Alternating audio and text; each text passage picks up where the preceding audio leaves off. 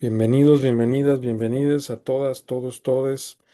El día de hoy vamos a comenzar la unidad número 9, la comunidad internacional.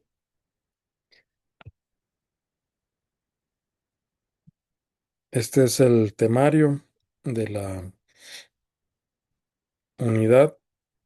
Son 10 unidades y comenzaremos la unidad 9, la organización de la comunidad internacional. Este es el contenido de la unidad número 9 y esta es la sesión número 1. Y vamos a comenzar con esta pregunta: ¿en qué etapa del derecho internacional nos encontramos? ¿Alguien quisiera hacer un comentario sobre qué considera, qué opina, qué le parece? ¿En qué etapa del derecho internacional nos encontraremos? ¿Cuál será la etapa actual? Eh, pues sí, de la etapa actual del derecho internacional. ¿Quién se anima a comentar? Nada más no se amontonen.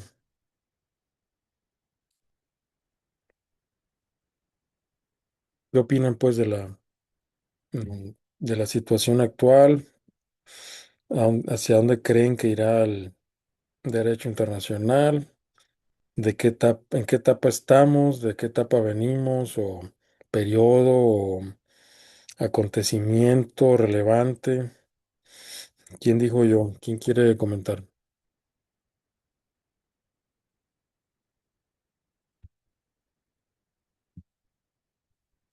Adelante, Fernanda, y luego Carla.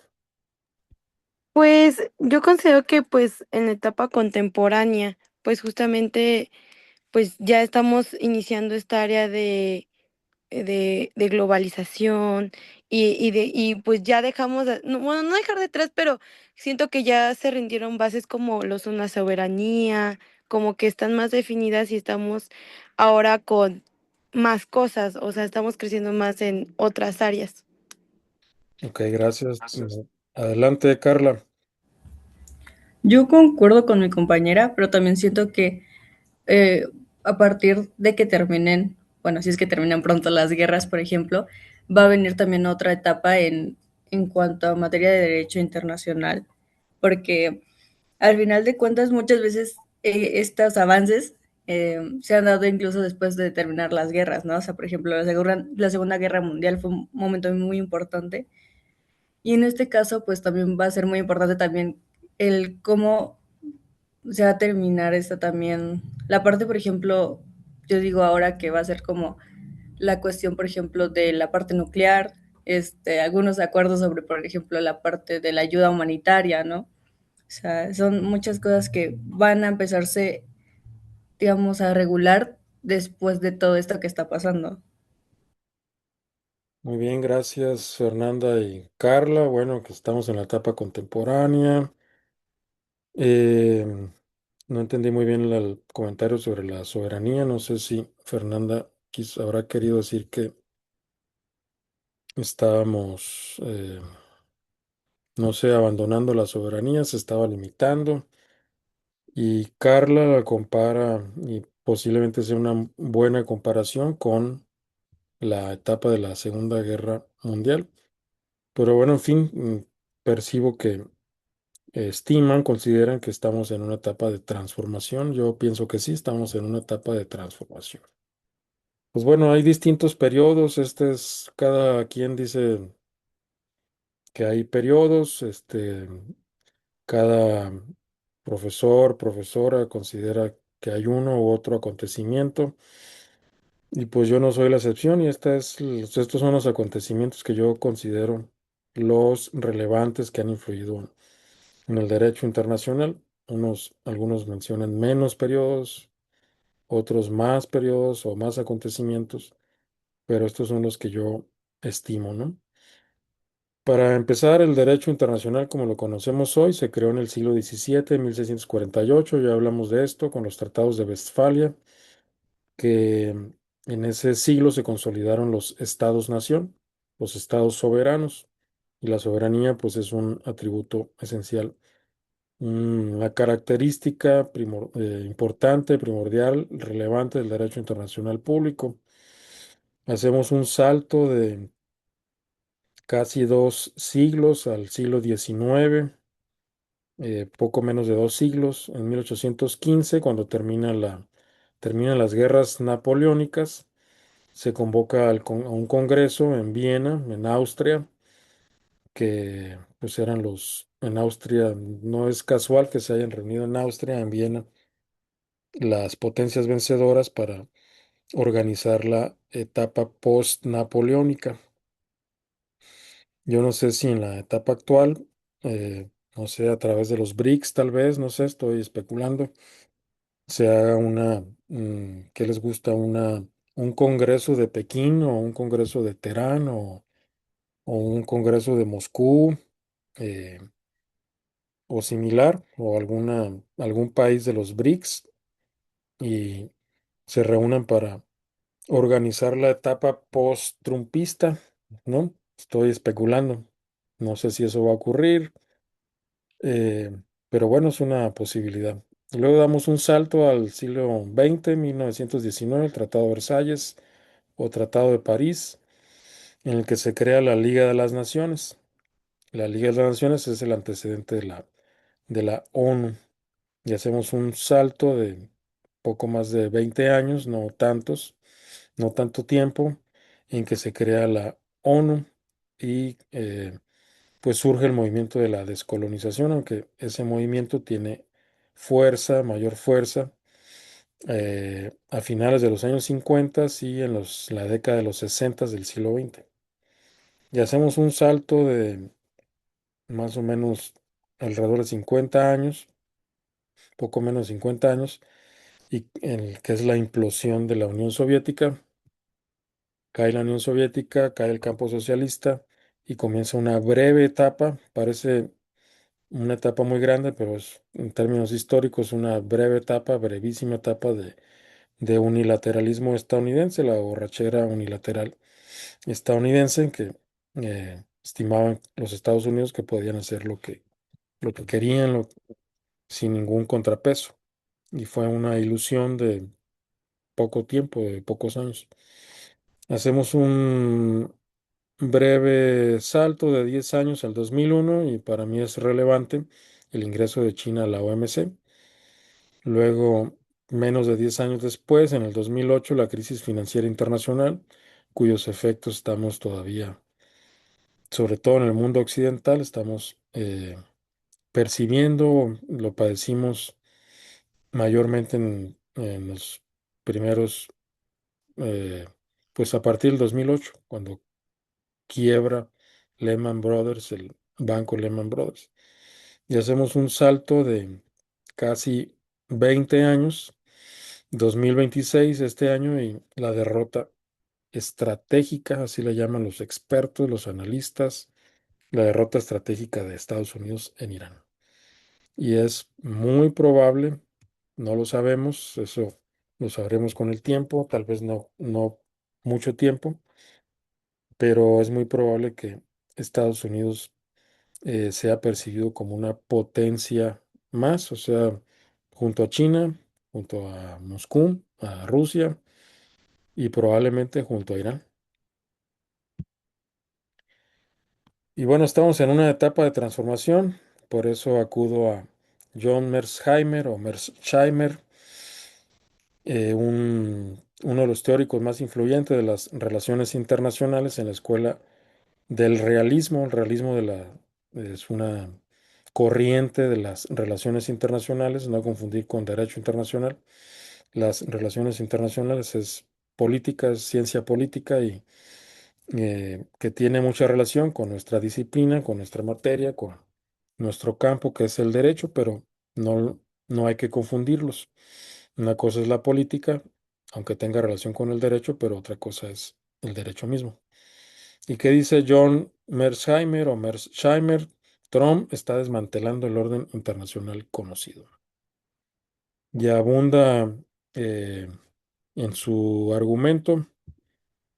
El sistema internacional ha pasado de la unipolaridad postguerra fría a una multipolaridad desde 2017 con tres grandes potencias, Estados Unidos, China y Rusia. este analista no incluye a Irán. ¿Por qué 2017? Es la primera presidencia de Donald Trump.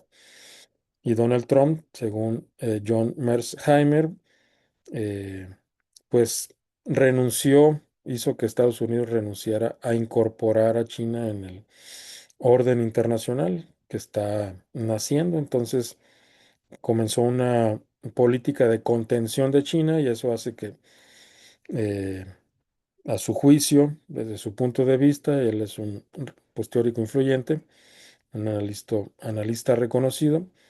Eso hace que eh, a partir de ese año 2017 comience este sistema multipolar. Dice Mersheimer, el sistema internacional ha pasado de la unipolaridad posguerra fría a una multipolaridad desde el año 2017, porque Estados Unidos abandonó oficialmente la idea de integrar a China en el orden internacional con tres grandes potencias: Estados Unidos, China y Rusia. Por primera vez en la historia, Estados Unidos, perdón, por primera vez en la historia de Estados Unidos, Asia Oriental, o sea, China y compañía, Asia Oriental supera a Europa en importancia estratégica debido al ascenso de China como competidor de primer orden. Trump en su Trump es una fuerza disruptiva, una bola de demolición, le llama Mersheimer, que combinada con cambios estructurales está desmantelando el orden internacional conocido. Son entre los pilares que han causado problemas graves a Occidente: la expansión de la OTAN, la guerra global contra el terrorismo y el conflicto con Irán. Estos tres elementos son, pues dan fundamento a la crisis estadounidense actual. El desespero estratégico de países como Israel frente a Irán o Rusia frente a la OTAN aumenta el riesgo del uso de armas nucleares por la falta de memoria sobre la disuasión. Aquí lo que está queriendo decir Mersheimer es que eh, pues el conflicto en Ucrania no es que Rusia esté tentada en hacer uso de las armas nucleares, sino que parece que Estados Unidos se olvida que Rusia es una potencia nuclear, apoyando a Ucrania, aunque paradojalmente el conflicto en Irán pues está ocasionando que Estados Unidos quite sanciones al petróleo, a la venta de petróleo ruso, lo cual le da ventajas a Rusia frente a Ucrania. Y finalmente Estados Unidos y sus aliados, dice Mersheimer, olvidan que la guerra es política y que el éxito militar no garantiza el éxito político, como lo demuestran los fracasos en Irak y Afganistán. Pues bueno, este es un punto de vista de las relaciones internacionales que da contexto a la situación actual, de acontecimientos actuales que que van a influir en los próximos años en la reconfiguración del derecho internacional.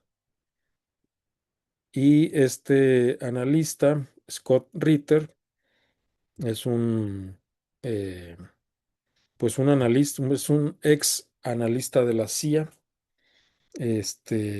y dice lo siguiente: Estados Unidos no ha logrado nada más que vergüenza y humillación.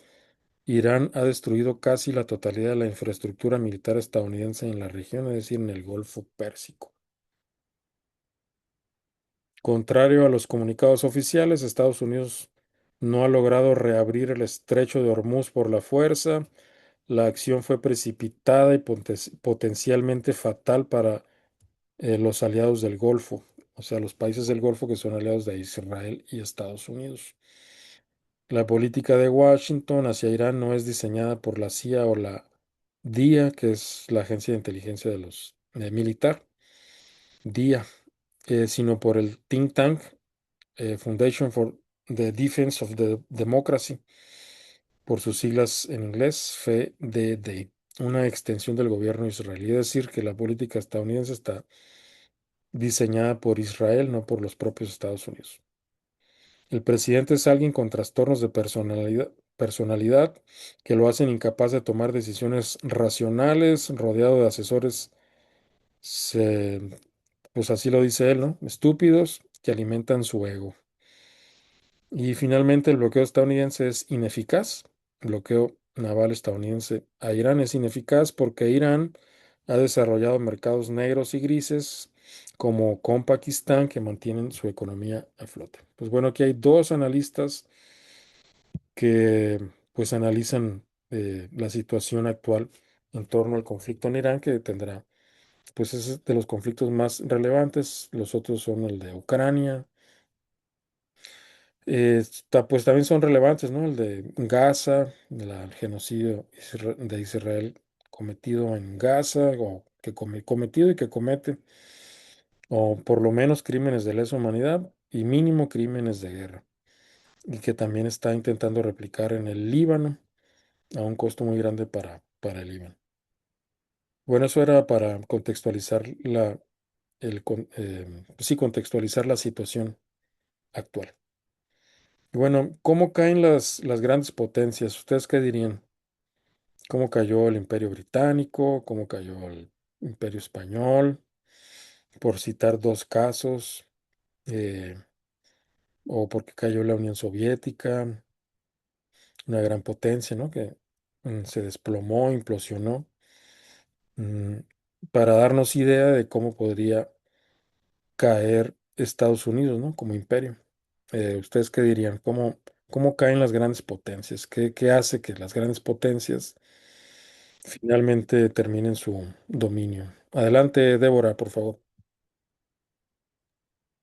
Podríamos hablar que parte de una de las razones puede ser una crisis económica, porque las potencias suelen necesitar una industria fuerte, una moneda estable, capacidad militar, y cuando esta economía se ve detenida o en una crisis, todo esto se comienza a desmoronar, como lo que, bueno, un ejemplo podríamos decir, mm, no sé si necesariamente aplique, pero siento que esto está empezando a pasar en Estados Unidos, están empezando a tener una crisis económica y una crisis pues de su industria también, porque muchos países ya no están haciendo tratados con ellos y no están devaluando y cambiando las cosas a moneda de Estados Unidos, al dólar, la están cambiando a monedas de sus países y eso hace que el dólar caiga en un desuso.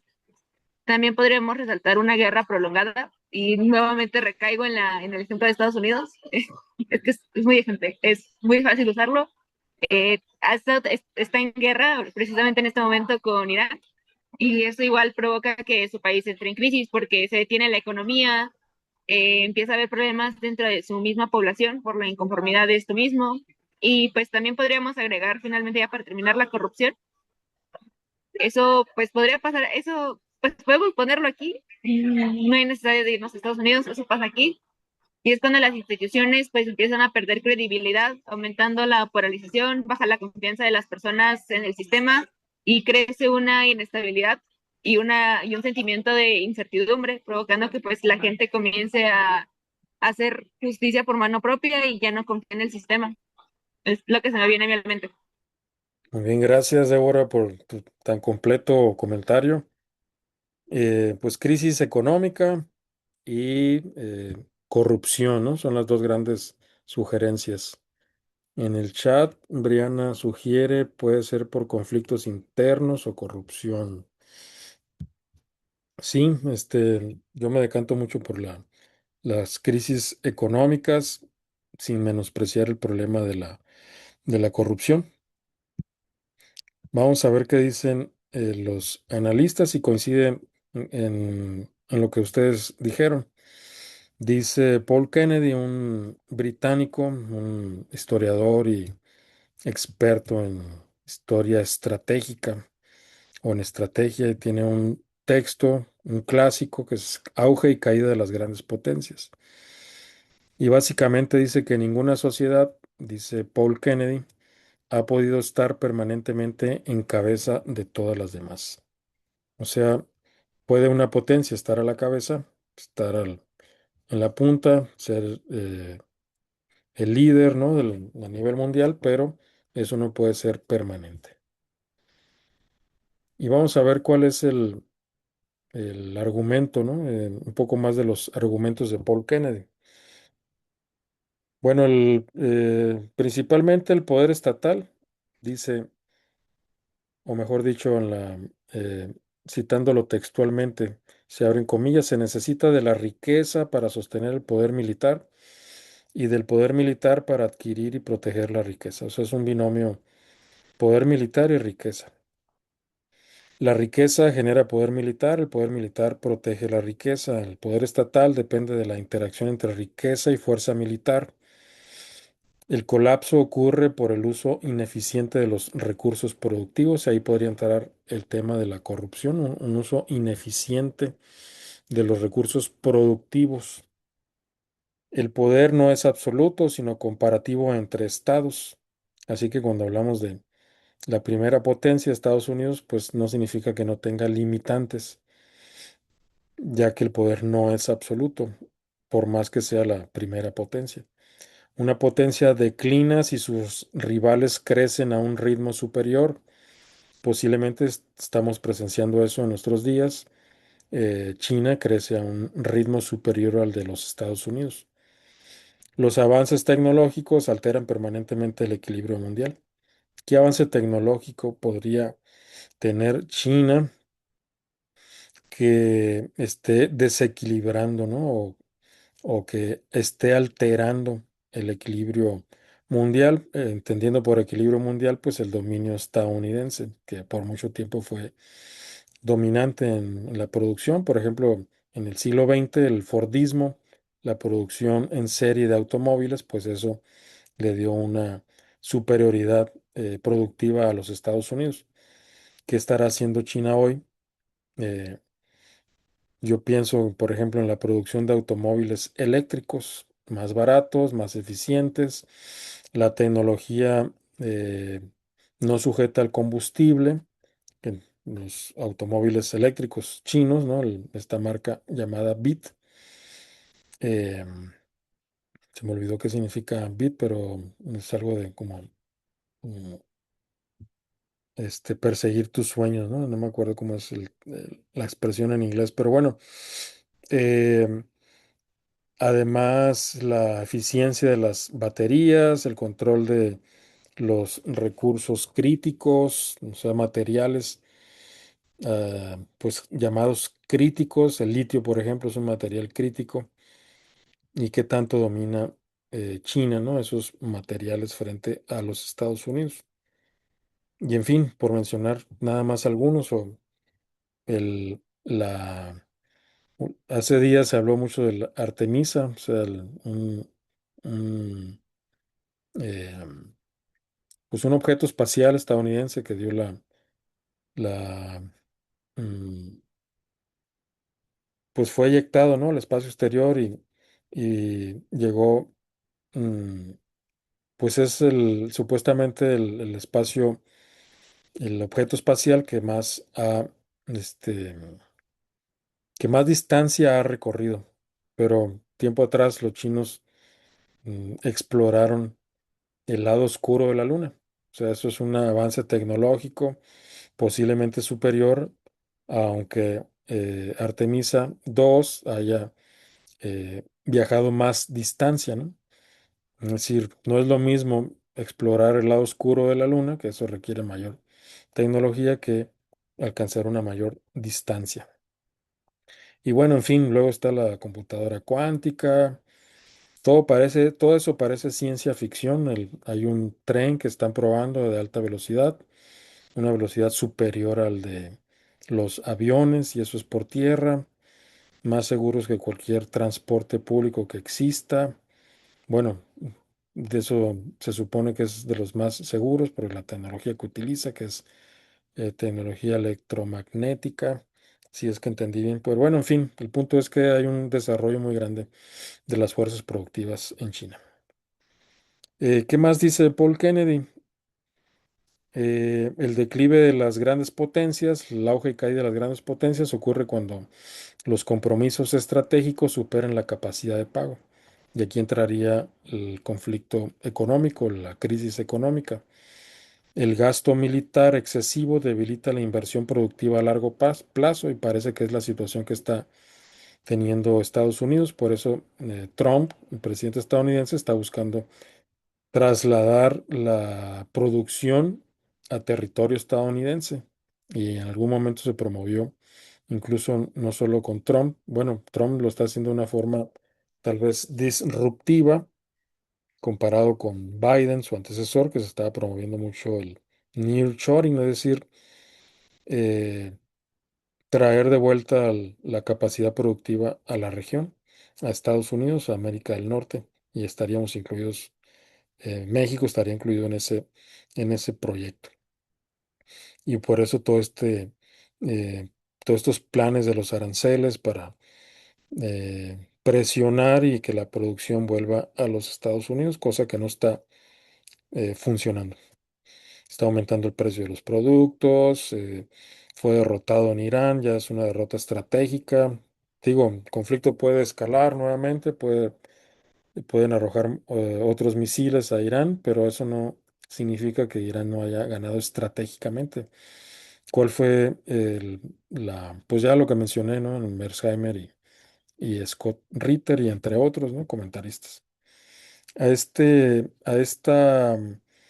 desbalance entre los compromisos estratégicos y la capacidad de pago se le conoce como overstretch en inglés, que es algo así como, eh, pues malgastar, ¿no? O sea, no tener un buen balance entre los gastos y la capacidad de pago. El gasto militar excesivo debilita la inversión productiva a largo plazo. Es el dilema histórico de imperios como el español o el británico. Esto ya haya ocurrido en la historia, le ocurrió al Imperio Español, que tenía un enorme gasto, lo mismo que el Imperio Británico. Y luego comenta el caso europeo, que es interesante, porque dice Paul Kennedy, la descentralización política en Europa, es decir, que no se haya convertido en un Estados Unidos de Europa, o un imperio europeo, ni logró hacerlo Napoleón, ni logró hacerlo Hitler, etcétera, ¿no? La descentralización política en Europa evitó un imperio unificado, la competencia constante entre reinos impulsó la innovación militar y legal. A diferencia de los imperios orientales, Europa fomentó el libre mercado. Y bueno, eso le dio ventajas competitivas tanto en el ámbito militar como en el ámbito económico. Hacia 1943, dice Paul Kennedy, el equilibrio militar se ajustó a la distribución de recursos económicos. ¿Por qué 1943? Pues fue cuando la Unión Soviética venció en la Segunda Guerra Mundial. Ya el resto fue bueno, no fue mera formalidad porque implicó todavía mucho sufrimiento del 43 al 45, pero en 1943 la Unión Soviética gana la batalla de Stalingrado, una de las guerras más sangrientas que ha habido en la historia de la humanidad y que significó un viraje de, pues una victoria estratégica, un viraje en el curso de los acontecimientos durante la Segunda Guerra Mundial, que desembocaron posteriormente en la creación de la ONU. La emergencia de Estados Unidos y la Unión Soviética como potencias continentales dominantes, es decir, después de la Segunda Guerra Mundial, como ustedes lo mencionaron, pues es una buena referencia, pues entramos en un periodo bipolar, a un periodo de la bipolaridad, es decir, una competencia en el ámbito estratégico, militar, económico, diplomático, de todo tipo, tecnológico entre Estados Unidos y la Unión Soviética, que ganó Estados Unidos en el siglo XX a comienzos de los años 90. El fin de la era eurocéntrica tras las guerras mundiales, es decir, Europa dejó de ser el centro y el centro comenzó a ser, o mejor dicho, los dos centros comenzaron a ser Estados Unidos y la URSS, y en esa competencia, como dije, ganó Estados Unidos. Y estamos en un proceso de entrada a la multipolaridad, y ya lo decía el propio Paul Kennedy. El ascenso de China, Japón y la Unión Europea marca el fin del orden bipolar. Aquí Paul Kennedy incluye a Japón y a la Unión Europea, pero ¿cómo se desarrollaron los acontecimientos? Pues se desarrollaron en un sentido en que China eh, está cobrando mayor relevancia que Japón y la Unión Europea. Ninguna nación puede mantenerse permanentemente en el cenit. La gestión de la decadencia relativa es el mayor reto de un estadista, cosa que no está haciendo Donald Trump, no está gestionando la decadencia relativa a los Estados Unidos, más bien la está acelerando. Y bueno, esto es relevante porque nos da contexto sobre la situación del derecho internacional. Esto está tomado, lo estamos tomando prestados argumentos de otras disciplinas, la historia, el análisis estratégico y el análisis de las relaciones internacionales. ¿Por qué cayeron los imperios español y británico? De alguna manera ya lo sugirieron ustedes. Los gastos de expansión imperial superaron los beneficios económicos. Básicamente esa es el- la tesis central de Paul Kennedy de por qué caen los imperios. ¿Cuál fue la guerra prolongada que socavó el dominio imperial español? La guerra de los Países Bajos. Los Países Bajos pues eran parte del Imperio Español, eh, o sea, Holanda, ¿no? Y los países que integran este conglomerado que se conoce como Países Bajos, que tiene, pues es un reino, también es un reino. España sigue siendo un reino y los Países Bajos también son un reino. Pues la guerra de los Países Bajos socavó el poder imperial español. La base económica castellana era incapaz de sostener guerras religiosas prolongadas. En el caso del modelo británico, la transición, dice Paul Kennedy, del taller del mundo, porque la industrialización ocurrió principalmente en la Gran Bretaña, en el Reino Unido, por eso Karl Marx, cuyo natalicio se eh, recuerda un día como hoy, 5 de mayo, también la batalla de Puebla la conmemoramos los mexicanos un día como hoy, 5 de mayo. La industrialización ocurrió principalmente en el Reino Unido y Marx vivió exiliado en el Reino Unido por mucho tiempo. Ya escribió en la biblioteca del Imperio Británico en Londres el, mm, la magna obra, ¿no? Una obra de las obras más influyentes que se conoce como El Capital, que tiene 3 tomos. Pero bueno, en fin, la transición del taller del mundo a potencia con base industrial erosionada, es decir, dejó de ser el taller del mundo. ¿Quién es el taller del mundo en el día de hoy? China. El titán cansado le llama Paul Kennedy, es decir, la incapacidad de mantener el imperio tras 2 guerras mundiales, el desfase entre compromisos históricos y el presupuesto real. Y pues Paul Kennedy es británico, o era, no sé si todavía vive. Este, esperemos que sí, confío que sí. Dice, seremos arrojados a un lado, ¿no? O sea, el imperio británico fue arrojado a un lado. Los conflictos, perdonen, conflictos prolongados. Estamos viendo un conflicto prolongado en Irán, aunque apenas va un par de meses, desde el 28 de febrero hasta la fecha, pues ya es prolongado porque Estados Unidos pensaba que en unos días resolvía ese problema. En conflictos prolongados, la victoria no depende solo de la táctica, sino de la economía. Eso que la economía es muy relevante. La riqueza genera poder, el poder protege la riqueza, como ya habíamos mencionado. Y en relación a la gestión del declive, el declive no siempre es absoluto, sino comparativo frente a potencias emergentes. El reto del estadista es ajustar los medios nacionales a los objetivos nacionales.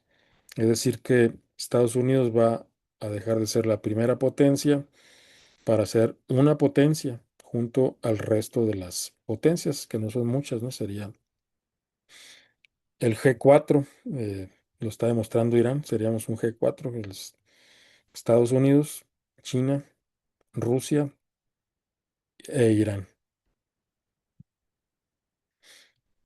¿Qué significó la nacionalización del canal de Suez para el Imperio Británico? Algunos analistas estiman que la nacionalización del canal de Suez por parte de Egipto, este, pues fue lo que significó que se le dio un trato a- al Reino Unido como una potencia media, o sea, ya no podía imponer sus intereses por la fuerza, se convirtió en pues sí, en eso, una potencia media. El control iraní del estrecho de Hormuz, a manera de pregunta, es el canal de Suez de los Estados Unidos. ¿Tuvo México alguna influencia en la nacionalización del canal de Suez? ¿Cuándo se nacionalizó el canal de Suez? En 1956. ¿Y quién fue nacer. Y puse aquí un mapa del canal de Suez. mm, eh, Puse en un círculo este, el Mar Rojo y el Estrecho de Hormuz, aunque ahí no aparece el nombre en el mapa del Estrecho de Hormuz, pero mm, no sé si se percatan cuál es la relevancia del Canal de Suez. El Canal de Suez une el Mediterráneo, es decir, no solo Turquía, como se ve ahí, Israel, sino también Europa, con el Mar Rojo. Y si se percatan, pueden ver a Yemen en otro estrecho, que no es el estrecho de Hormuz, es otro estrecho. En el Mar Rojo, Yemen es un aliado de Irán. Los analistas le llaman proxy, es decir, pues sí, un aliado, un socio.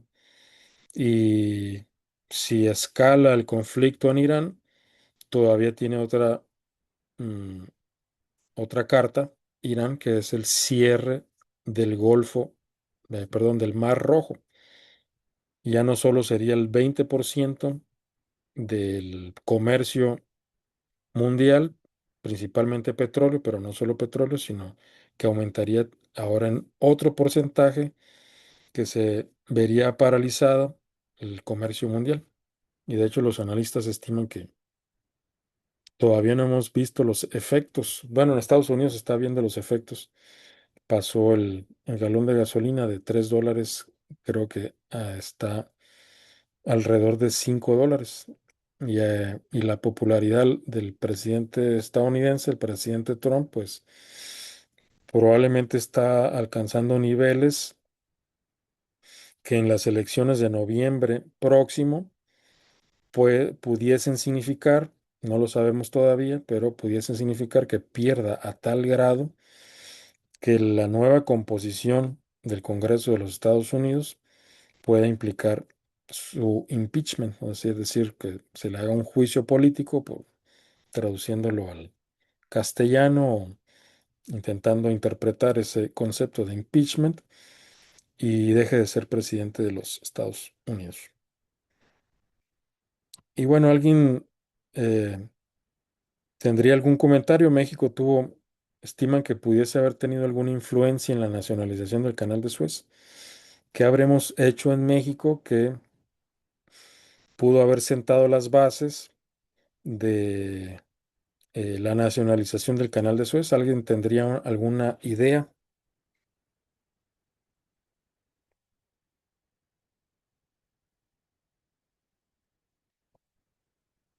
Uno por uno, no se amontonen, uno por uno, por favor.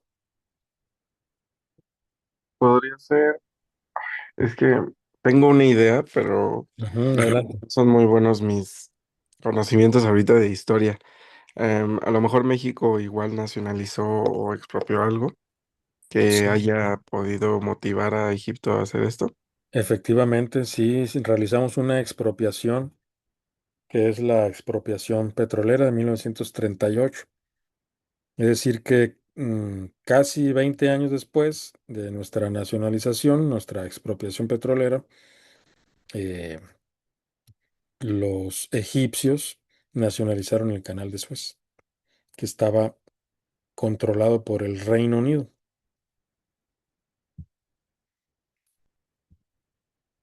Bueno, en relación al Canal de Suez, ¿qué significó el Canal de Suez para el Imperio Británico? Pues fue el fin de la autonomía imperial británica, o sea, el fin del Imperio Británico. Y algunos analistas han comparado el, el Canal de Suez, que de hecho no está tan lejos del Estrecho de Hormuz, con el actual conflicto en Irán, o más bien la agresión estadounidense e israelí a Irán, mediante excusas poco creíbles, eh, sí, poco creíbles, pues agredieron a Irán. Irán, en ejercicio de la legítima defensa, logró destruir, pues es el término que usan los analistas que ya cité en láminas anteriores, destruir la presencia militar de Estados Unidos en la región. Así como se escucha, ¿no? Los iraníes en legítima defensa destruyeron las bases militares estadounidenses en los países del Golfo Pérsico. Bueno, ¿qué significó la nacionalización del Canal de Suez en 1956? La nacionalización del Canal de Suez provocó una respuesta militar británica que fracasó ante la presión económica de Estados Unidos. ¿Quién sustituyó al Reino Unido como potencia mundial? Pues Estados Unidos. Esto demostró que el Reino Unido ya no podía ejecutar una política exterior independiente si ésta contaba con la desaprobación de Washington. Esto no es replicable exactamente del todo al conflicto actual en Irán, aunque podría especularse, podría reflexionarse, podría pensarse que sin la aprobación de China, pues probablemente Estados Unidos esté en una situación similar a la que se encontró el Reino Unido cuando se nacionalizó el Canal de Suez, porque estamos presenciando en nuestros días una especie de nacionalización, aunque del Estrecho de Hormuz, matizando porque el Estrecho de Hormuz está en las aguas territoriales, o sea, en el mar territorial iraní. Y como vimos en derecho del mar, pues el mar territorial eh, es donde el Estado ejerce plena soberanía. Lo que se está discutiendo actualmente es si el derecho de paso inocente, subrayo inocente, porque una agresión no es inocente por obvias razones, eh, si el derecho de paso inocente va a ser matizado, limitado por parte de Irán que impondría eh, peaje. Y es probable, según los analistas que yo he leído, que los países que se oponen a que haya un peaje, o sea, actualmente no hay peajes en los estrechos, es un principio del derecho del mar, seas o no parte del derecho de la Convención de la ONU sobre el derecho del mar, es un derecho, el derecho de paso inocente, es decir, el derecho pues comercial. Es muy probable, o bueno, es probable, no sé si mucho, pero según algunos analistas, que los estados cuyos petroleros, sus barcos petroleros circulan por el estrecho de Hormuz, sería menos costoso arriesgarse a no contar con Irán y cruzar por ese estrecho, y que sería mejor pagar ese peaje. ¿Cuál sería la consecuencia para Irán? Pues que con ese peaje se pagarían, sería como una especie de pago o de reparaciones de los daños causados por la agresión estadounidense e israelí a Irán, pero sobre todo significará terminar con las sanciones estadounidenses al, al comercio de Irán, es decir, crear un circuito financiero utilizando tecnología china o rusa, o Brasil también tiene una tecnología, este, no me recuerdo cómo se llama la tecnología brasileña, pero los países, sobre todo los del BRICS, porque todo Brasil es miembro del BRICS, están creando tecnología al margen, tecnología financiera al margen del sistema SWIFT dominado por los Estados Unidos. Bueno, la crisis reveló que la libra esterlina era demasiado débil para sostener aventuras imperiales, es decir, el tema económico fue muy relevante. El Imperio Británico, sumido en deudas de guerra, mm, Estados Unidos también tiene una deuda muy grande. De hecho, los, hay dos países que son, digamos, dueños, entre comillas, dueños, bueno, sí, son acreedores, pues, de la deuda estadounidense, que es en primer lugar Japón, que ya sustituyó a China, como porque era China el primer acreedor de los Estados Unidos, y el otro es China. O sea que entre Japón y China, o a los dos países a los que más le debe Estados Unidos son Japón y China. Bueno, el Imperio Británico, sumido en deudas de guerra, descubrió que su capacidad de coacción militar estaba limitada por su fragilidad bancaria y de divisas. Suez fue una humillación diplomática ante la ONU que aceleró el proceso de descolonización. Si la caída del Imperio Británico, un imperio colonial que todavía tiene colonias en el mar, en el Caribe, en la actualidad, eh, si la caída, o sea, caída en el sentido de que dejó de ser un imperio y se convirtió en una potencia media, por estas razones que estoy mencionando, y eso aceleró el proceso de descolonización, la pregunta en la actualidad es, suponiendo que el estrecho de Hormuz sea el canal de Suez estadounidense, ¿qué proceso acelerará eh, la caída como imperio de los Estados Unidos? O sea, ¿qué, qué desencadenará? ¿Qué acelerará? ¿Qué proceso comenzará a emerger en nuestros días, ¿no?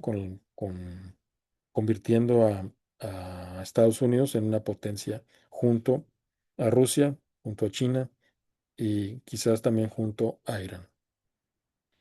Pues bueno, Gran Bretaña dejó de ser considerada una superpotencia para ser vista como una potencia mediana, dependiente de alianzas externas para su seguridad.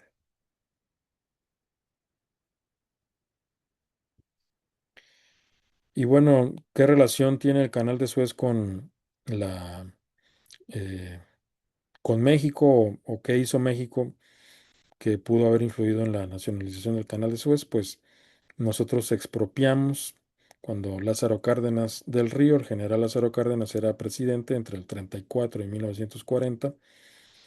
Cárdenas tomó la decisión de nacionalizar la industria petrolera.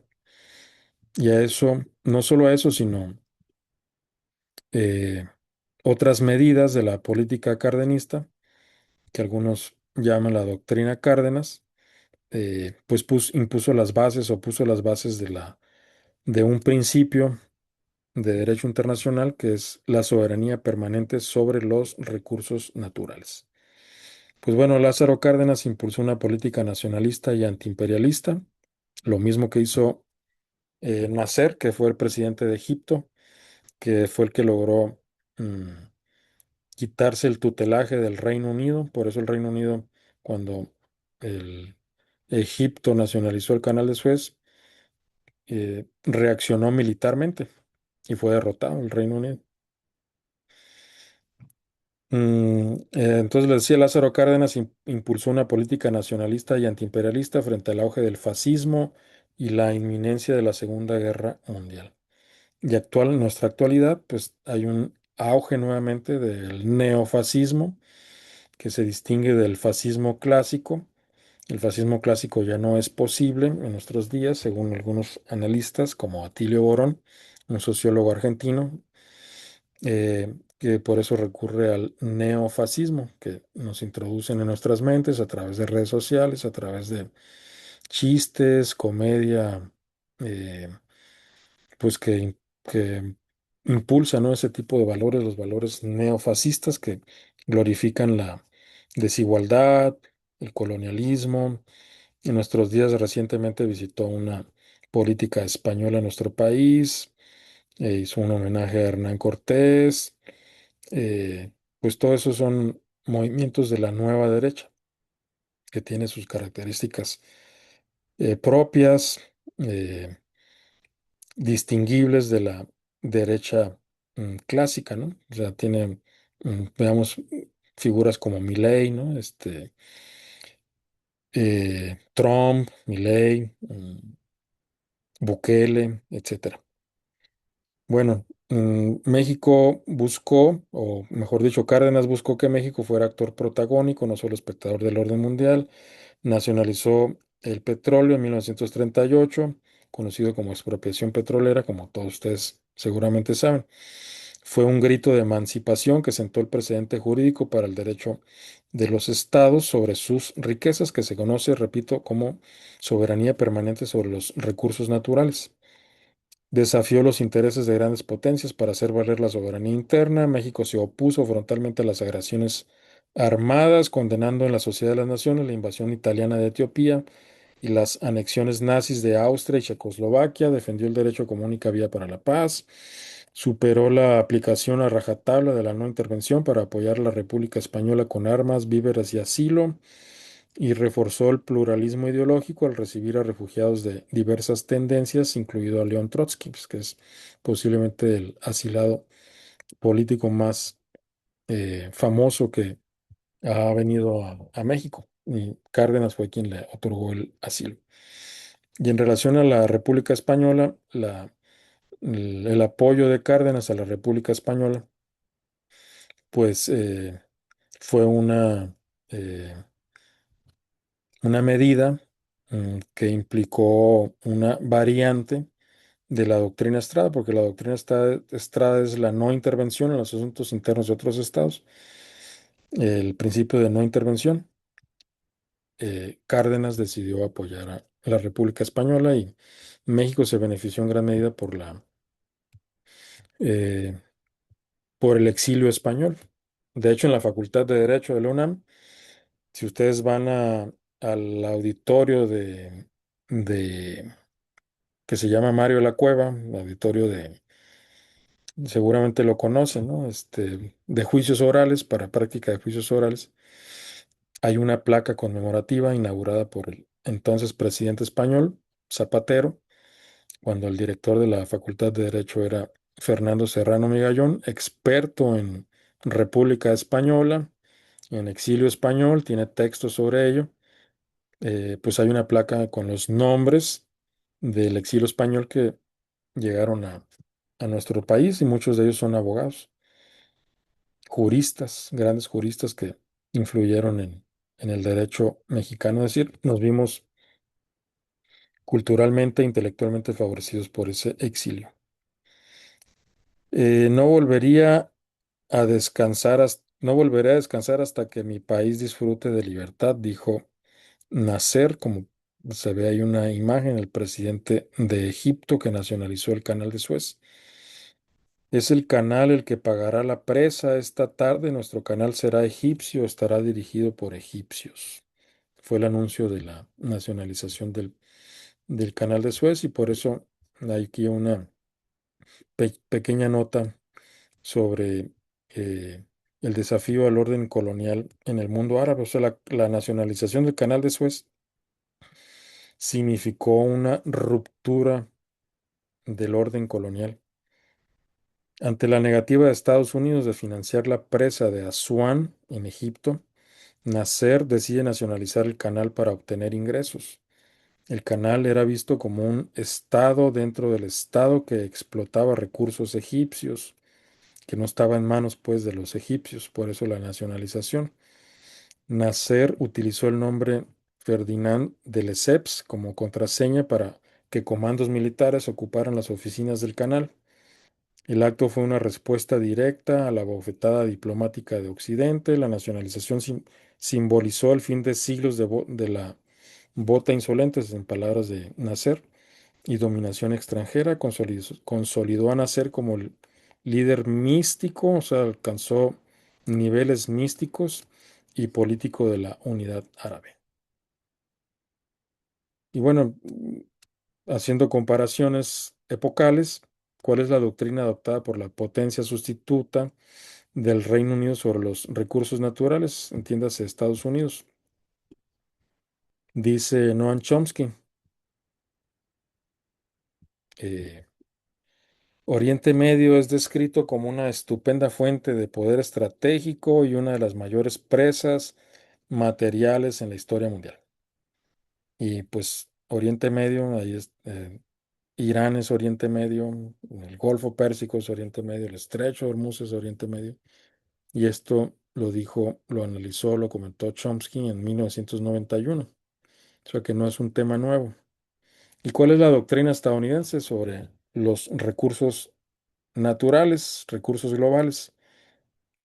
La seguridad nacional depende del control de mercados y suministros energéticos externos. Es decir, que es un tema de seguridad nacional estadounidense, el control de los recursos naturales.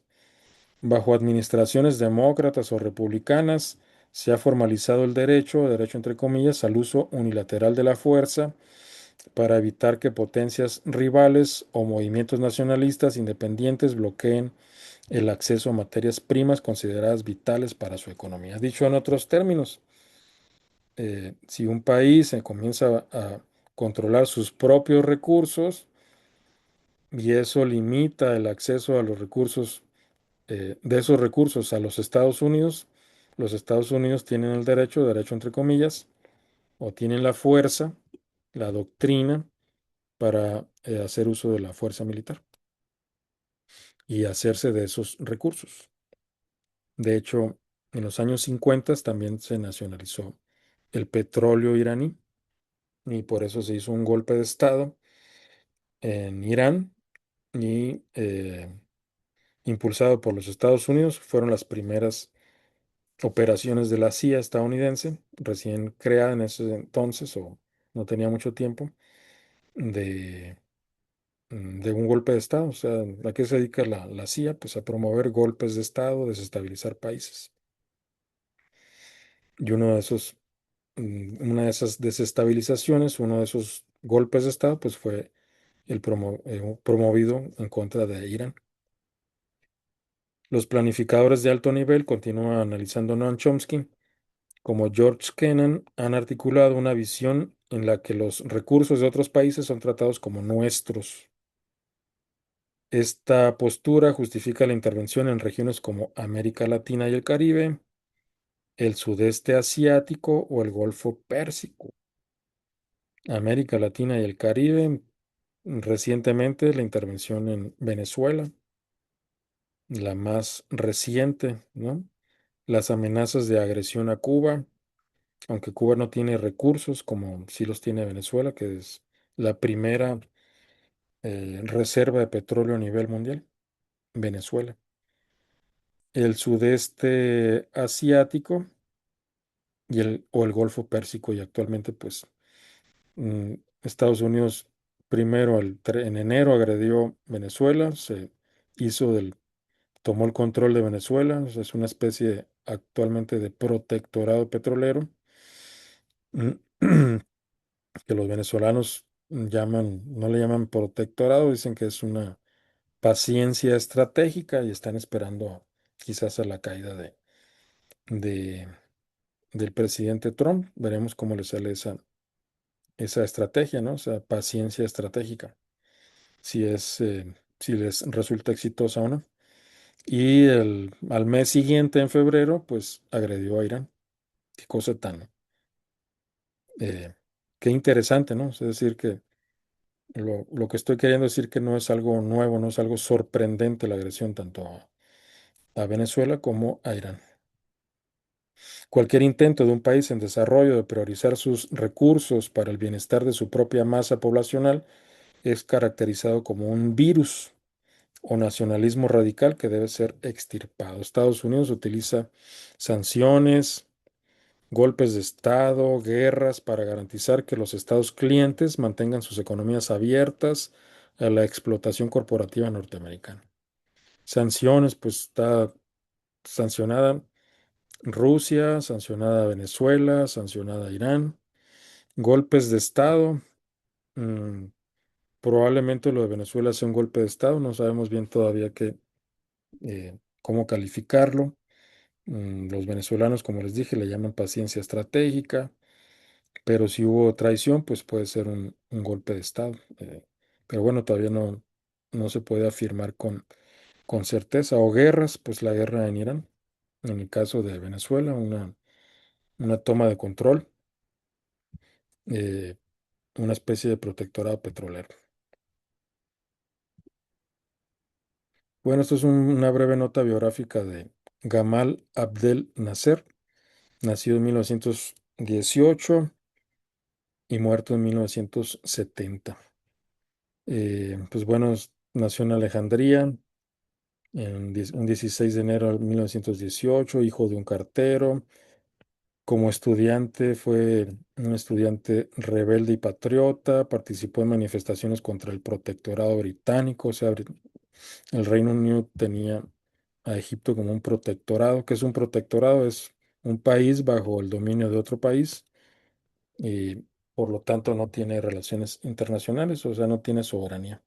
Es un protectorado, por no decir colonia. Estudió la carrera de Derecho brevemente luego ingresó a la Academia Militar, formó un movimiento, fue parte de un movimiento militar conocido como Oficiales Libres, organizó y ejecutó el golpe de Estado del 23 de julio de 1952 y derrocó al rey Farouk. Aquí hay reminiscencias, se puede hacer un comparativo con el presidente Hugo Rafael Chávez Frías, muerto en el año 2013, un 5 de marzo del 2013. También era militar, estuvo en la Academia Militar Venezolana, también formó un movimiento militar de militares patriotas, conocido como Movimiento Bolivariano. Volviendo a nacer, fue presidente de Egipto. Tras desplazar a Mohamed Naguib en 1954, promovió el panarabismo, o sea, el movimiento panárabe o total árabe, ¿no? El socialismo árabe y fue una figura central del movimiento de países no alineados, el NOAL, el M-NOAL. Tras la conferencia de Bandung de 1955, México nunca fue observador, pero nunca participó, no nos involucramos en ese movimiento. La nacionalización del canal de Suez, la construcción, los hitos que realizó, pues sobre todo nacionalizar el canal de Suez, la construcción de la presa de Asuán y la creación de la República Árabe Unida. Eh, o sea que se fusionó con Siria, o sea, Egipto y Siria por un breve tiempo fueron la República Árabe Unida. De gran estatura, casi 1,90 metros de estatura. Y bueno, finalmente falleció a los 52 años y es un mito para el pueblo egipcio y el mundo árabe, simboliza la dignidad recuperada frente al colonialismo, es decir, derrotó al colonialismo británico, pocas palabras. Bueno, ¿cuándo nació el orden internacional que está transformándose en nuestros días? Pues todo este orden que está transformándose, en que por eso aludía otros episodios históricos que tienen reminiscencias con lo que está ocurriendo en nuestros días. Básicamente el control del Estrecho de Hormuz, comparable con la nacionalización del Canal de Suez, pues está transformando nuestro orden internacional. Pues, ¿cuándo nació este orden internacional? ¿De qué orden internacional estamos hablando? ¿Cuándo nació? Pues sí, ¿cuándo nació este orden internacional que parece que se está transformando en nuestros días? ¿Alguien tiene algún comentario?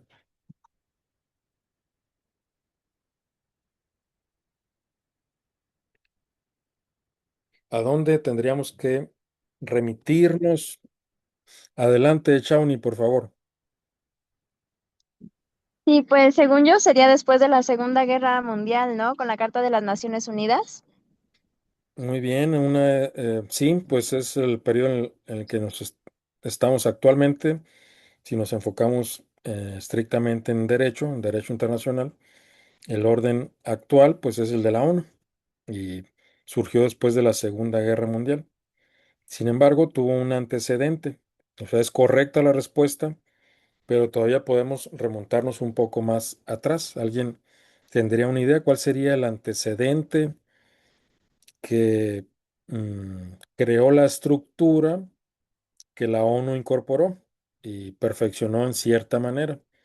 Pero la estructura de la ONU tiene un antecedente que pues fue creada con anterioridad a la creación de la ONU. ¿Cuál fue ese orden jurídico internacional creado con anterioridad a la ONU que dio origen a lo que eh, es hoy la ONU? Aunque estamos en un periodo de transición, es decir, o dicho en otras palabras, ¿cuál es el antecedente de la ONU? ¿Alguien tiene una idea? ¿Hacia dónde tendríamos que remontarnos antes de la creación de la ONU como, mm, pues sí, parte del actual orden internacional? O sea, ¿cuándo nació el actual orden internacional? La ONU es correcto, es una respuesta correcta, pero antes de la ONU hay un antecedente. ¿Cuál será el antecedente de la ONU? ¿Quién dijo yo? No se amontonen uno por uno.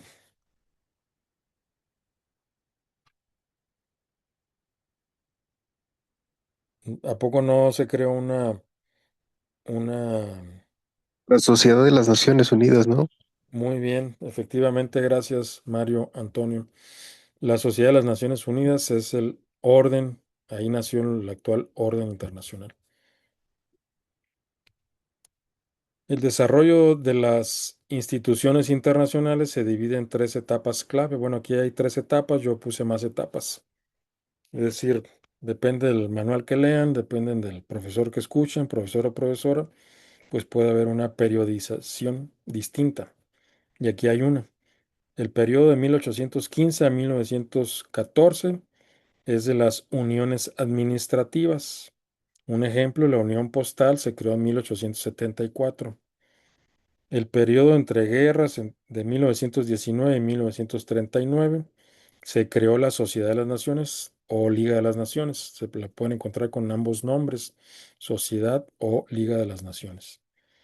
Y el desarrollo posterior a 1945 es en términos estrictamente de derecho internacional público, pues es la etapa actual, independientemente de lo que diga la ciencia política, la disciplina de las relaciones internacionales a las que aludí en láminas anteriores. Se transitó, dice la doctrina mexicana, de un derecho de coexistencia, prevenir conflictos. De hecho, el sistema bipolar, la competencia entre el capitalismo y el comunismo, entre la Unión Soviética y los Estados Unidos, pues se adoptó el principio de la coexistencia pacífica. No nos matemos entre nosotros, coexistamos. Ya veremos quién triunfa, ¿no? Y pues triunfó Estados Unidos. Se transitó de la coexistencia pacífica a un derecho de cooperación, de incentivo al desarrollo. Esta etapa de cooperación, pues, tiene una pausa en este momento. Vamos a llamarle pausa. No sé si es una ruptura, porque parece una ruptura, porque Estados Unidos pasó de un hegemón. O sea, hay un concepto, voy a hacer un pequeño paréntesis, hay un concepto en las ciencias sociales de un autor italiano, Antonio Gramsci, que es el de hegemonía. Hegemonía es cuando una potencia logra eh, promover sus propios intereses a través de su carisma, no a través de la fuerza. Tener la hegemonía es tener el poder simbólico, el poder mediático, el poder de la opinión pública, que tu opinión se escuche y que tu opinión sea acatada, no solo porque tienes poder militar, que también es relevante, sino porque eres una potencia hegemónica. Cuando la hegemonía comienza a fallar, que es el caso, pienso yo, de los Estados Unidos, está dejando de ser un país carismático, un líder de opinión, se está quedando cada vez más aislado, sigue teniendo poder militar, pues cuando falla la palabra, pues se usa la espada, ¿no? Cuando falla esa hegemonía, o sea, ese eh, control, vamos a decir, de la opinión pública, de de que tu palabra valga por sí misma, pues cuando eso falla, pues se pasa a, como el propio Trump lo dijo, ¿no? A la piratería, somos un país pirata, o sea, lo dijo con todas sus letras, o sea, lo admitió públicamente. Tal vez sea de las cosas positivas que tiene el presidente Trump, que no tiene filtros, dice las cosas como son, y pues vamos a usar el poder, aunque ha sido derrotado, ¿no? Según los analistas, en Irán, una derrota estratégica. Es decir, repito, la doctrina mexicana dice que se transitó del derecho de coexistencia entre la Unión Soviética y Estados Unidos a un derecho de cooperación, pero parece que pasamos a una etapa de piratería en que Estados Unidos decidió ser un estado pirata. Pirata en el sentido que incauta barcos petroleros en alta mar, lo cual está prohibido, pues tiene la fuerza y teniendo la fuerza considera que tiene el derecho, aunque no tenga el derecho. Dice Goitortúa Chambón, que es profesor de la Facultad de Derecho, un colega de la facultad, somos más o menos de la misma edad. Dice lo siguiente en su manual, se abren comillas, en los primeros años del siglo XX surgieron las organizaciones internacionales como un nuevo sujeto del derecho internacional a consecuencia de la transición del derecho internacional a un derecho de cooperación. ¿Qué postura debe tener un país como México sobre la estructura internacional? Es decir, si nos preguntasen si hoy estuviesen reunidos los delegados para crear la ONU, ¿qué debemos opinar como delegados? ¿Qué debemos opinar como país, como Estado participante en la creación de la ONU? Es decir, ¿cuál debe ser nuestra postura? ¿Cuál debe ser la postura de un país como el nuestro sobre la estructura internacional? Dicho de otro modo, ¿cuál es la estructura internacional? Vamos a tomar como referencia la ONU. ¿Qué más le conviene a un país como el nuestro? ¿Qué es lo que más nos conviene a nosotros? Es decir, si estuviese en nuestras manos, ¿qué debemos promover como estructura del orden internacional, como estructura de la ONU? Por ejemplo, ¿debe México estar a favor o debe estar en contra de la expansión de los miembros permanentes del Consejo de Seguridad de la ONU? ¿Alguien tiene algún comentario? ¿Qué nos conviene como país a nosotros? ¿Qué debemos, haciendo un ejercicio mental, si hoy se estuviese creando la ONU, qué debemos proponer? ¿Cómo debe ser la ONU? ¿Quién dijo yo?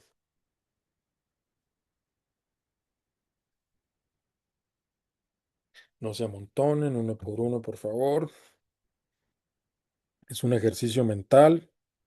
eh, Estoy apelando a su inteligencia, a su creatividad, a su pensamiento estratégico, qué nos conviene como país, qué debemos proponer. ¿Nos conviene que haya miembros permanentes del Consejo de Seguridad o no nos conviene?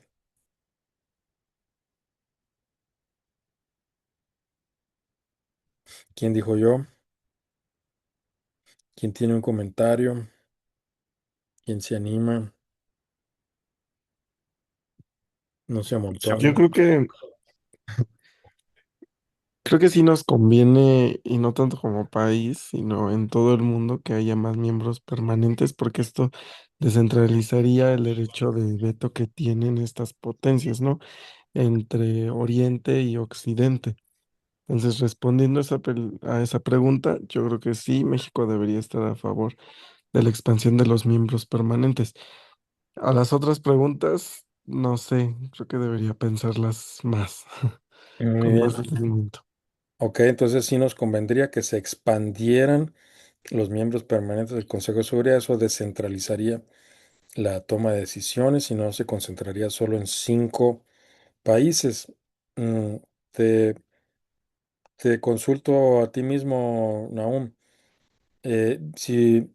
Si estuviera en tus manos, es decir, entrando al mundo ideal por un momento, siempre hay que tener los pies en la tierra, pero abramos la puerta por unos instantes del mundo ideal, utópico. ¿Qué sería lo más conveniente? ¿Que haya eh, miembros permanentes del Consejo de Seguridad o que no haya miembros permanentes del Consejo de Seguridad? Es decir, que haya derecho de veto o que no haya derecho de veto. Mm, yo diría que no haya derecho de veto. Muy bien. Gracias, Naum. ¿Alguien más? Si no hubiese derecho de veto, ya tenemos una primera sugerencia, una primera propuesta. Eh, sí, entonces, ¿cuál sería el órgano de la ONU que debiese tener mayores responsabilidades? Porque si quitamos el derecho de veto al Consejo de Seguridad, eso tendría implicaciones en la estructura de la ONU. La ONU es como es. Hay un Consejo de Seguridad, tiene 15 miembros, 5 de ellos permanentes, el P5, Estados Unidos, Reino Unido, Francia, Rusia y China. Es el P5, tienen derecho de veto, pueden bloquear cualquier toma de decisiones y paralizar el Consejo de Seguridad. Eh, si no hubiese derecho de veto, ¿cuál sería la consecuencia estructural? ¿Qué órgano sería el que debiese tomar la mayor relevancia? si deja de tener relevancia por carecer de derecho de veto el Consejo de Seguridad, ¿a quién trasladaríamos? ¿Cuál sería el órgano que naturalmente debiese recibir las facultades que tiene el Consejo de Seguridad? Que primordialmente es el monopolio del uso de la fuerza. ¿Qué órgano debiese tener, perdón, el monopolio del uso de la fuerza? La Asamblea General. Muy bien, estoy orgulloso de ti. Es más, te vamos a proponer a secretario general de la ONU o a juez de la Corte Internacional de Justicia. Vamos a ver, México ha buscado históricamente que estas instituciones, o sea, las instituciones internacionales, garanticen la igualdad jurídica de los estados y es la Asamblea General la que materializa la igualdad jurídica, no el Consejo de Seguridad, y la solución pacífica de controversias, evitando el predominio absoluto de las grandes potencias.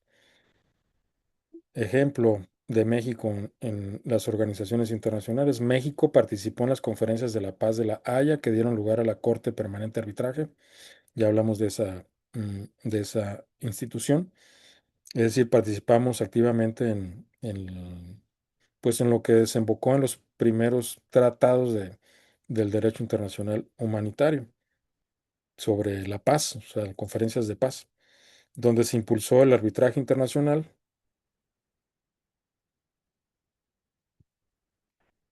o la Conferencia de Chapultepec de 1945, en que se abogó por otorgar mayores facultades a la Corte Internacional de Justicia y a la Asamblea General de la ONU. Es decir, que la tradición nuestra mexicana es que tenga más facultades, más poderes, no el Consejo de Seguridad, sino la Corte Internacional de Justicia y la Asamblea General. Esa fue nuestra postura. Dice Hermilo López Basols, un embajador recientemente fallecido, no tiene mucho tiempo que falleció. Fue miembro del Servicio Exterior Mexicano, un embajador reconocido, con mucha experiencia, descendiente de Narciso Basols, un abogado pues de la Revolución Mexicana, marxista, abogado marxista mexicano, uno de los fundadores, bueno, algunos dicen que no fue él en específico, la familia dice que sí fue él quien fundó la Escuela de Economía, actualmente Facultad de Economía de la UNAM. Bueno, dice Hermilo López Basols, se abren comillas, una plena reestructuración del equilibrio mundial debe generar un mundo diferente y multipolar que retome los principios básicos de la Carta de la ONU, se cierran comillas. Lo dijo en el 2014, fecha en que publicó, es la última edición de su Manual de Derecho Internacional Público, uno de los manuales más importantes de la doctrina mexicana. Otros manuales es el de José Luis Vallarta Marrón, descendiente a su vez de Ignacio L. Vallarta. Otro manual de relevancia es el de César Sepúlveda, el decano de los internacionalistas mexicanos, y otro manual relevante es el de Loreta Ortiz Alf, actual ministra de la Suprema Corte de Justicia de la Nación, pero bueno, ella viene del ámbito internacional. Otro manual relevante es el de Manuel Becerra Ramírez, de acceso libre en la biblioteca virtual del Instituto de Investigaciones Jurídicas. Pero bueno, es importante que tenía mucha visión, Hermilio López Basols, al mencionar un mundo diferente y multipolar, porque hoy hablamos con más familiaridad de la multipolaridad, pero en el 2014 no cualquiera visionaba, miraba al futuro, ¿no? Y es casi como si estuviese viendo el futuro.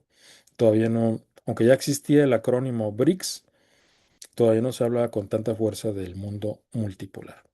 Y bueno, yo participé como auditorio en su conferencia en el 2015, México y la ONU a 70 años, y dijo lo siguiente, se abren comillas, desde la conferencia de San Francisco de 1945, México ha manifestado una reticencia constante hacia el derecho de veto de los miembros permanentes. Es decir, nuestra postura siempre fue contraria a la existencia del derecho de veto.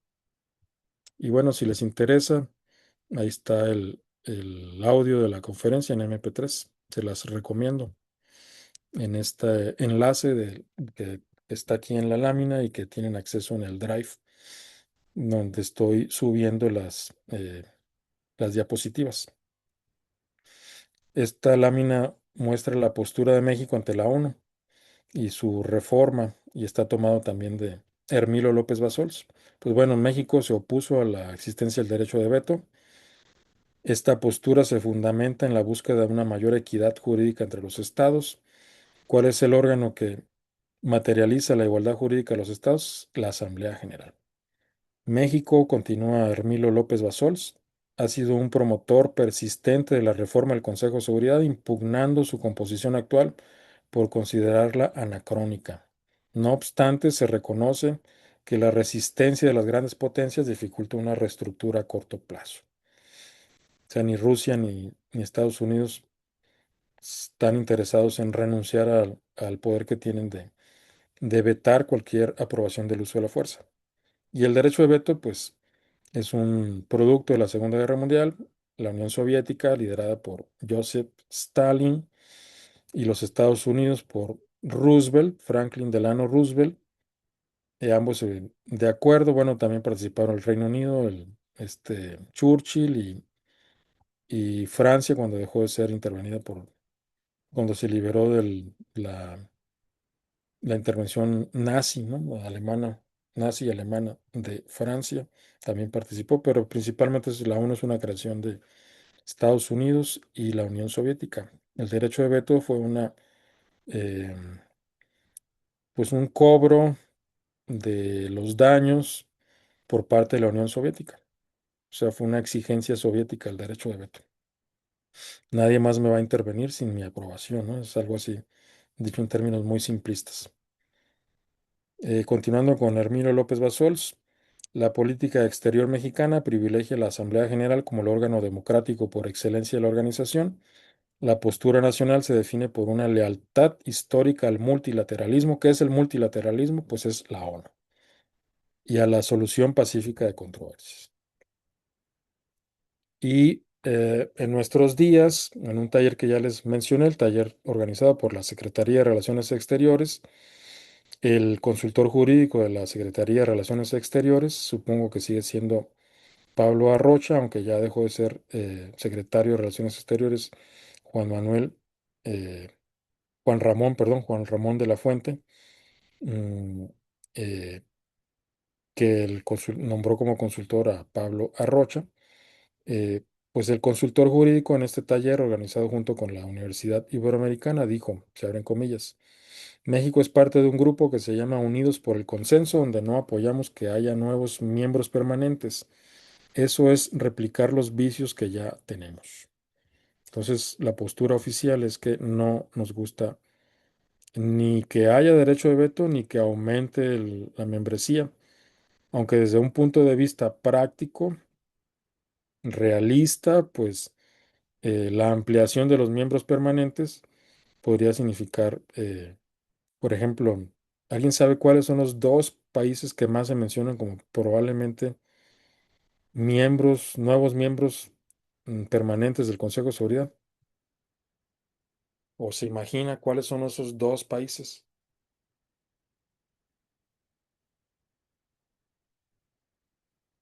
No se amontonen. Puede que sea Brasil. Uno es Brasil y Ese sí no sabría. el otro es la India. La India y Brasil son los más mencionados. Y con la agresión a Irán, pues nadie lo ha dicho, ¿no? Yo lo voy a decir yo, pues probablemente Irán, ¿no? O sea, ¿por qué no puede ser Irán?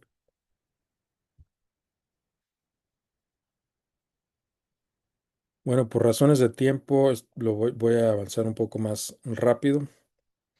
Esta es la postura de México, ampliando los detalles.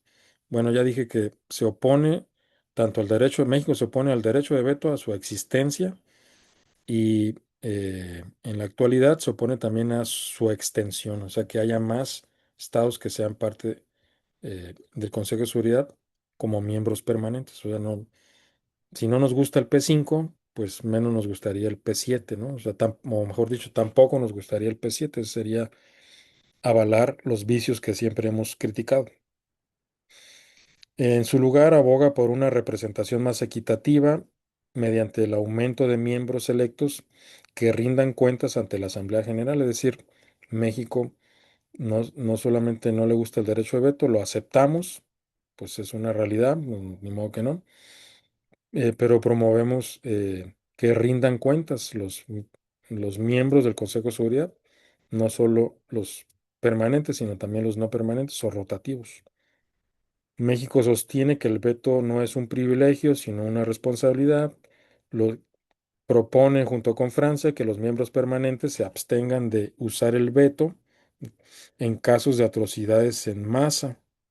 México rechaza categóricamente interpretaciones expansivas de la legítima defensa. La doctrina se le conoce como no querer o no poder. Por ejemplo, el día de ayer Estados Unidos volvió a o publicó una directiva, no sé cómo se llame, pero hizo una publicación oficial exigiéndole a México más resultados en contra de los carteles de la droga mexicanos. Y todo parece indicar, espero equivocarme, que se está encaminando Estados Unidos a una pues eventual invocación de esta doctrina del no querer o el no poder. O sea, si como el gobierno de México, según Estados Unidos, no puede, a pesar de que pues ya no, digo, se logró primero capturar y pues en la refriega murió, no sabemos en qué circunstancias, bueno, versión oficial, pues se resistió y en esa resistencia murió pues que dirigía el cártel, uno de los cárteles de la droga mexicanos, no voy a mencionar su nombre, pero que ustedes conocen, ¿no? Con base, tiene uno de los nombres que lleva es el nombre de Jalisco. Em, y a pesar de eso, pues está exigiendo todavía mayores medidas. Y parece que Estados Unidos no solo nos está presionando, sino que parece encaminarse a la invocación de esta doctrina, no querer o no poder decir, como yo, Estados Unidos, me veo amenazado en mi seguridad nacional por los cárteles de la droga mexicanos, y como México, según Estados Unidos, no puede con esos carteles de la droga, pues en legítima defensa voy a hacer uso de la fuerza, lo cual es una doctrina perniciosa. eh, mm, pues que sería una agresión, o sea, una justificación no admitida, no aceptada del uso de la fuerza unilateral en contra de países como México. Y esa doctrina fue invocada en el caso de Irán, pues como Irán está construyendo un arma nuclear, según Estados Unidos e Israel, pues hay que agredirla, ¿no? O sea, en legítima defensa. Y ya vimos esto es parecido a la legítima defensa preventiva, pero la legítima defensa ocurre única y exclusivamente como reacción a una agresión armada. ¿Quién está ejerciendo hoy en la actualidad la legítima defensa? Irán. Continuando con la postura de México, para la diplomacia mexicana, la Asamblea General es el órgano más democrático y legítimo del sistema. México participa como miembro electo para dar voz a su región y asegurar que las decisiones de las potencias se ciñan al derecho internacional, aportando una legitimidad moral superior a la de los miembros permanentes impuestos por la historia. Es decir, hemos participado como miembros no permanentes del Consejo de Seguridad y la justificación de México ha sido que es para darle voz a la región. ¿Puede Estados Unidos hacer uso de la fuerza contra los cárteles de la droga mexicanos conforme a derecho? O sea, se estaría justificada jurídicamente una eventual agresión de Estados Unidos a nuestro país, o bueno, en contra de los carteles de la droga. ¿Puede Estados Unidos invocar la doctrina del no querer o no poder por parte de México e intervenirlo? ¿Ustedes qué dirían?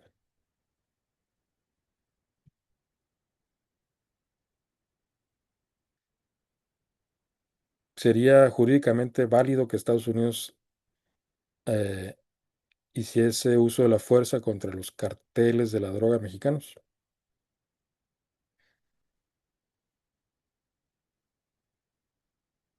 No se amontonen. No, uno por porque uno. estaría invalidando la soberanía mexicana, ¿no? Muy bien, Débora. De O sea, acuerdo. no podría porque está invalidando la soberanía mexicana. Excelente. De acuerdísimo contigo. Pues no. La única manera en que fuese legal ese uso de la fuerza contra los carteles de la droga es que México acepte eh, ese uso de la fuerza por parte de Estados Unidos. Y no nos conviene aceptarlo, yo pienso. O sea que la postura del gobierno actual creo que es la correcta. Bueno, y puede invocar la doctrina del no querer o no poder, pues de que puede, puede, en el sentido que tiene el poder, pero la pregunta es de carácter jurídico, ¿no? O sea, jurídica, estamos hablando jurídicamente. Pues no, o sea, de poder puede, ¿no? O sea, de hecho puede agredirnos porque tiene el poder, nosotros no tenemos un poder equivalente al de los Estados Unidos, tal vez nos convendría, bueno, no, pero iba a decir que tal vez nos conviene estudiar el arte de la guerra asimétrica que perfeccionó Irán, pero pues si en el mismo momento en que compremos, estoy hablando hipotéticamente, drones iraníes, pues ahí mismo en Estados Unidos, imposible que no se entere, pues ahí mismo sería un motivo de agredirnos, ¿no? Bueno, esta es la doctrina del no querer o no poder, que es una distorsión del derecho a legítima defensa, una distorsión interpretativa, expansiva de la legítima defensa, a la que México se opone, ¿no? Y está muy bien que se oponga. México sostiene que la legítima defensa es de naturaleza limitada y reactiva ante ataques de otro Estado.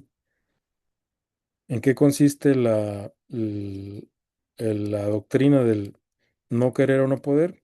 Es una justificación legal, legal entre comillas, utilizada por un puñado de estados para emplear la fuerza militar de manera unilateral y extraterritorial contra actores no estatales, por ejemplo, ISIS, o sea, el Estado Islámico. Se agredió así de esta manera, con esta doctrina, a Siria. Siria fue agredida por Francia, Estados Unidos, creo que Turquía también, y una agresión a la soberanía de Siria para combatir el Estado Islámico, que recientemente nos enteramos, ya sabíamos, pero lo confirmamos por los dichos del presidente Trump de que Estados Unidos financia el Estado Islámico. Y bueno, sería una afrenta a la soberanía y a la integridad territorial. Luego entonces, pues no aceptamos la doctrina del no poder o no querer. ¿Qué influencia tuvo la conferencia de Chapultepec de 1945 en la estructura de la ONU? ¿Tuvo alguna influencia? Eh, Voy a avanzar por razones de tiempo. Y sí, sí influimos, fíjense, en la creación de la ONU. Convocamos a los países latinoamericanos y del Caribe en 1945 en Chapultepec, por eso se llama Conferencia de Chapultepec. Dice la doctrina mexicana, en este caso Manuel Becerra, se abren comillas, el arranque del Pacto de Bogotá lo encontramos en la Conferencia Interamericana sobre la Guerra y la Paz, denominada también como Conferencia de Chapultepec, que entre sus objetivos se proponía preparar la participación de América Latina en la Conferencia de San Francisco, se cierran comillas. ¿Qué es el Pacto de Bogotá? Es el pacto que mencioné en la unidad anterior, en clases pasadas, de solución pacífica de controversias. Entonces tuvo dos consecuencias la conferencia de Chapultepec.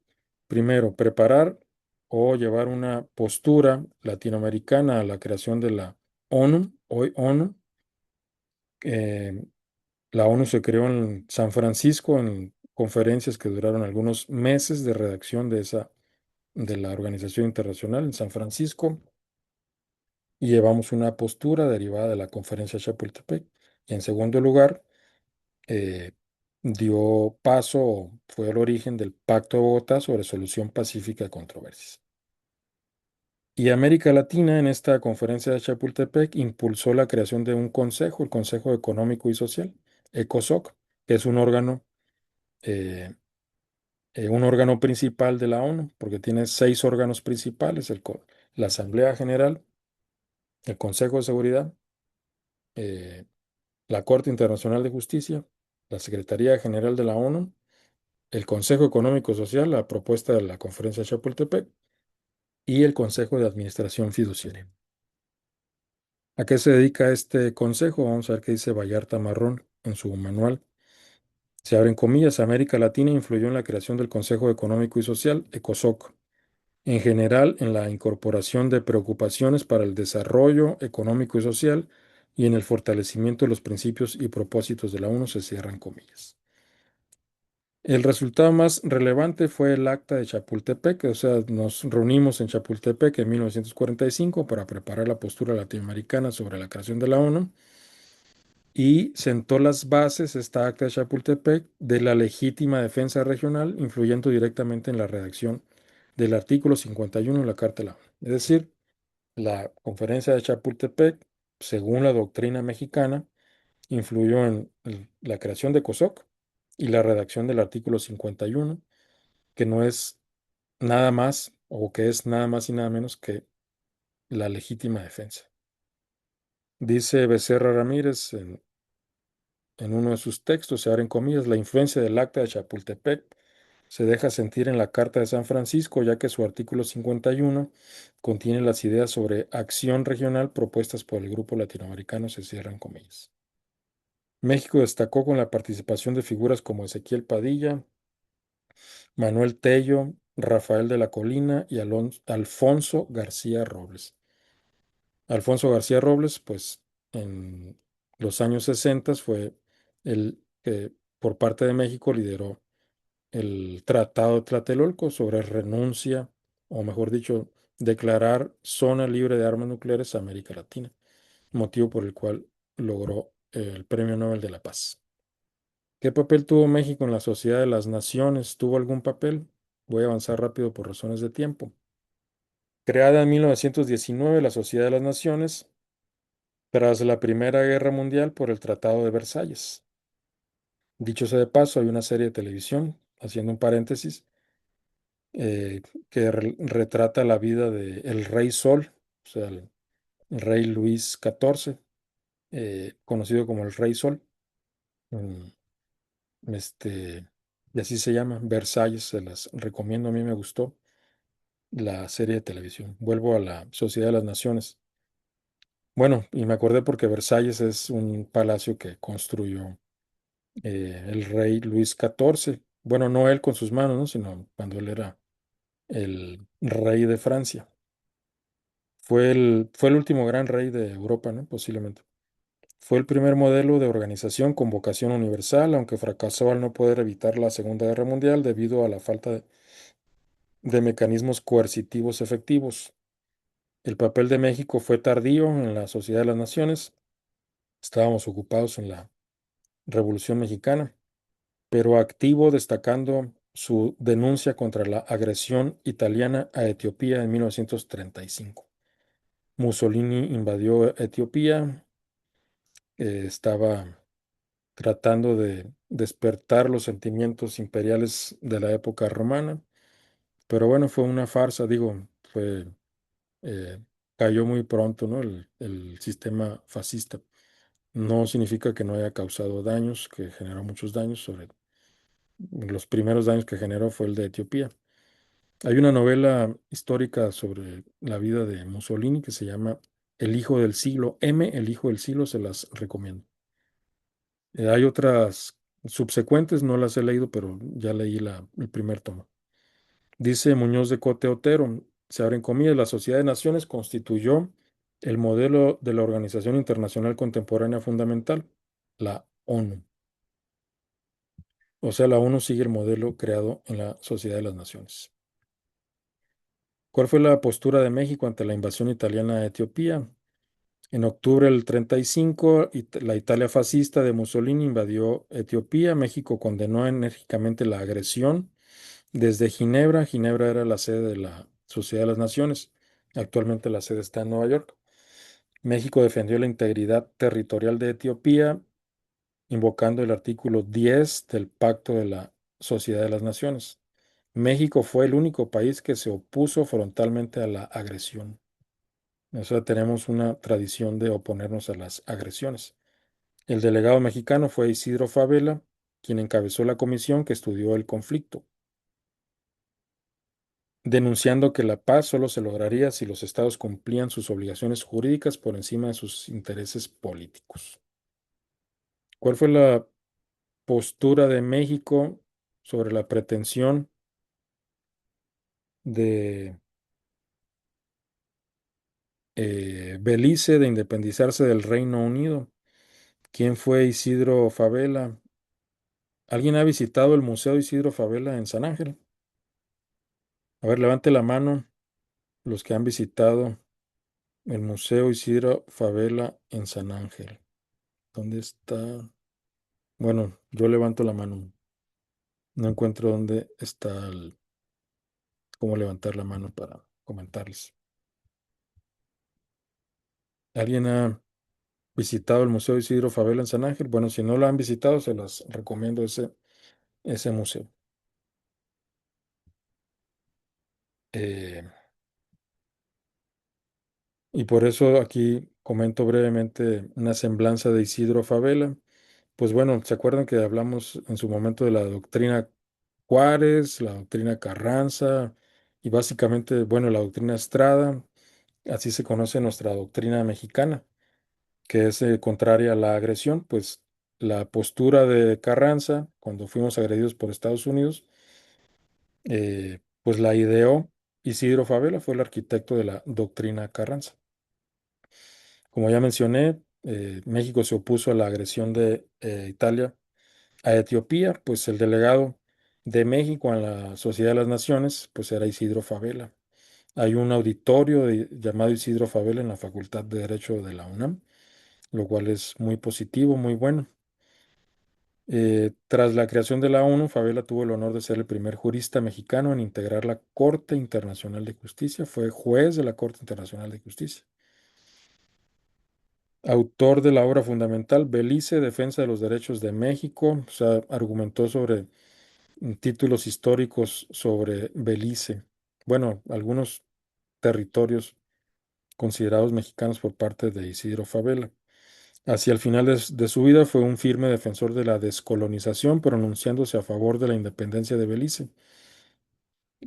Belice era colonia británica y bueno, o sea, no teníamos que ir tan lejos. Hasta los años 70 del siglo XX teníamos una colonia en nuestra frontera sur, una colonia británica. Por eso el Tratado de Fronteras entre México y Belice se firmó entre México y el Reino Unido. Y cuando Belice se independizó por vía del concepto de la sucesión de estados que ya analizamos, eh, pues se subrogó, Belice subrogó o sustituyó al Reino Unido. ¿Qué principios regían la sociedad de las naciones?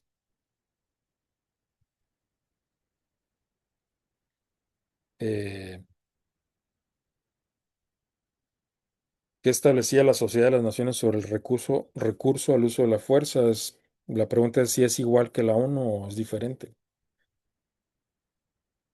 Bueno, los principios que rigieron la Sociedad de las Naciones: limitación del recurso a la guerra, no su prohibición, como en el caso de la ONU. En el caso de la ONU, la fuerza se puede usar, se puede recurrir al uso de la fuerza si lo aprueba el Consejo de Seguridad, que tiene derecho de veto, es un candado para el uso de la fuerza, o existiendo legítima defensa. Sin embargo, en la Sociedad de las Naciones no se limitó como en la ONU. Otro principio rector de la Sociedad de las Naciones: la publicidad de los tratados, es decir, la diplomacia abierta. Antes era muy común los tratados secretos, las negociaciones en lo oscurito, como se dice vulgarmente. Y otro principio es el respeto estricto al derecho internacional. Y bueno, el uso de la fuerza, como les decía, no estaba prohibido en la Sociedad de las Naciones, no, al menos no de forma absoluta, sino que establecía una moratoria de guerra y condiciones procesales para recurrir a ella. El artículo 12 del Pacto de la Sociedad de las Naciones Establecía que los miembros de la Liga de las Naciones aceptaban someter sus disputas al arbitraje, al arreglo judicial o al Consejo, que en la ONU se llama Consejo de Seguridad y en el Pacto de la Sociedad de las Naciones se llama Consejo a secas, obligándose a no romper las hostilidades hasta 3 meses después del fallo o informe. O sea, una moratoria, algo así como cuenta hasta 10, ¿no? Si tienes un enojo, cuenta hasta 10.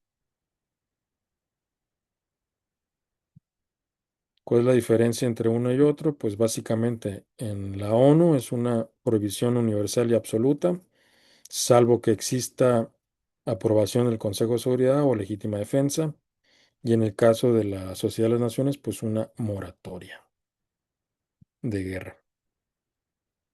La Sociedad de las Naciones tenía un Consejo de Seguridad como la ONU, sí tenía un consejo, no se le llamaba de seguridad.